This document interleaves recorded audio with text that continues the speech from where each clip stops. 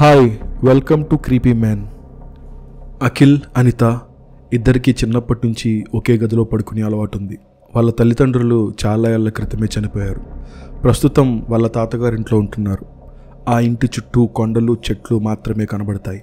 ఎవ్వరూ ఉండరు. ఒకరోజు రాత్రి అఖిల్కి ఒక విచిత్రమైన సంఘటన జరిగింది.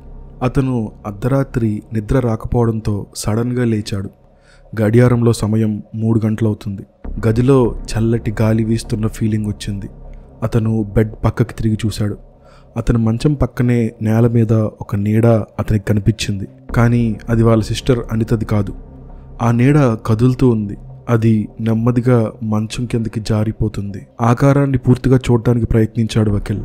అదే సమయంలో గదిలోని కిటికీ దగ్గర తెరలు గాలికి ఎగురుతూ సౌండ్స్ వస్తున్నాయి. అఖిల్ ఊపిరి బిగబట్టి నిదానంగా కిటికీ వైపు చూశాడు.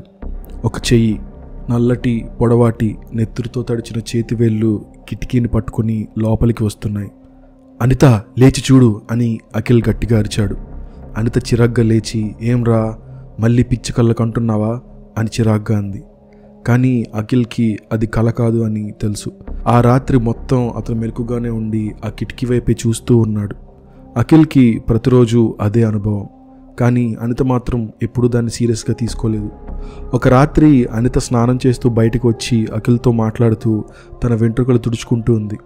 అదే సమయంలో అఖిల్కి షాక్ తగిలినట్లయింది. అనిత అద్దం ముందుంది. కానీ అద్దంలో మాత్రం ఆమెతో పాటు ఇంకెవరో నిలబడి ఉన్నారు. ఒక మహిళా ఆకారం, గుండు తల, పొడవాటి నల్ల గోర్లతో తన చర్మం రాలిపోతూ కనిపిస్తుంది. అఖిల్ ఒక క్షణం శరీరం కదిలించలేకపోయాడు. ఆ మృతదేహం లాంటిది నెమ్మదిగా అనిత వైపు చూస్తూ వస్తూ ఉంది. అఖిల్, ఏమైందిరా? అనిత అతని వైపు తిరిగి అడిగింది. అతను ఒక్క క్షణం కూడా ఆలోచించలేదు. బయటికి రా అని అరుస్తూ ఆమెను లాగేశాడు. కానీ అప్పుడు అనిత గట్టిగా అరవడం మొదలుపెట్టింది. అఖిల్ భయంతో వెనక్కి చూశాడు. ఆ మృతదేహం లాంటిది అనిత తలపై చేతులు పెట్టి తన తలను నెమ్మదిగా కొరికేస్తూ ఉంది. అఖిల్, అఖిల్ అని అనిత గట్టిగా అరిచింది. అఖిల్ తన సోదరిని రక్షించడానికి ప్రయత్నించాడు. కానీ అంతా అప్పటికే అయిపోయింది. అతను వెనక్కి తిరిగి చూసినప్పుడు అనిత కింద పడిపోయి ఉంది. ఆమె కళ్ళు నలుపుగా మారిపోయాయి. ఆమె నోటి నుంచి నెత్తురు కారుతుంది.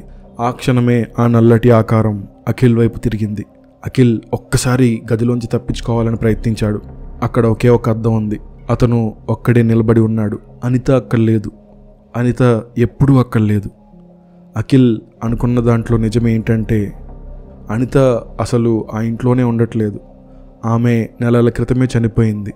కానీ ఆ ఆత్మ అతన్ని మాయలో ఉంచి రోజుకో రకంగా భయపెడుతూ చివరికి అతని ప్రాణాన్ని తీయడానికి రెడీ అయ్యింది.